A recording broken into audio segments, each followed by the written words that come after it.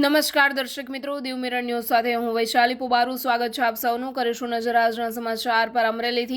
અમરેલી જિલ્લાનું એકમાત્ર બાબરકોટ ગામ જે વિવિધતામાં એકતા માટે જાણીતું ગામ છે, જ્યાં તમામ સામાજિક ધાર્મિક જેવા વિવિધ કાર્યો અને પ્રસંગો બાબરકોટ ગામે વર્ષોથી ગામના તમામ સમાજના લોકો સાથે મળીને કરતા રહે છે, જેમાં સમૂહ લગ્ન, ધાર્મિક પ્રસંગો, સામાજિક પ્રસંગો વગેરે કાર્યો ગામના તમામ લોકો સાથે મળીને આયોજન કરે છે, જેમાં આજ રોજ બાબરકોટ ગામના દેવી પૂજક સમાજના યુવાન અને બાબરકોટ ગામના ગૌરવ એવા લાલજીભાઈ ભરતભાઈ વાઘેલા, જેઓ ઇન્ડિયન આર્મીની ટ્રેનિંગ પૂરીને પરત વતન પધારતા ગામના તમામ લોકો દ્વારા તેમનું ભવ્ય સ્વાગત કરીને રાષ્ટ્રની એકતા અને અખંડિતતા તથા વિવિધતામાં એકતા ધરાવવાનું ઉત્તમ ઉદાહરણ બાબરકોટ ગામના તમામ સમાજના લોકોએ પૂરું પાડ્યું છે।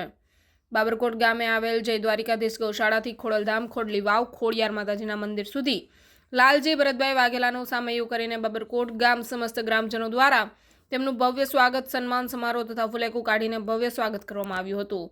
Bureau report, Diu mirror news, Amreli. Babarkot મુકામે ભારત સરકાર તરફથી નવી નિમણૂક થયેલી એવી યોજના કે જે અગ્નિવીર તરીકે ઓળખાય છે, એવા અગ્નિવીરની અંદર ભારતના સરહદ ઉપર બાબરકોટ ગામના પ્રતિનિધિત્વ કરવા માટે લાલજીભાઈ વાઘેલા આપણી વચ્ચેથી એક ટ્રેનિંગ લઈ અને પરત ફર્યા, ત્યારે સમસ્ત ગામના લોકો એમનું ભવ્ય સ્વાગત કરી અને ખોડલી વાવ માતાજીના સાનિધ્યની અંદર સમસ્ત ગામના લોકો, સરપંચ શ્રી, તાલુકા પંચાયતના ઉપપ્રમુખ શ્રી તથા ગામના આગેવાનો અને કુટુંબીજનો અહીં એકત્ર થઈ અને લાલજીભાઈનું સ્વાગત કર્યું।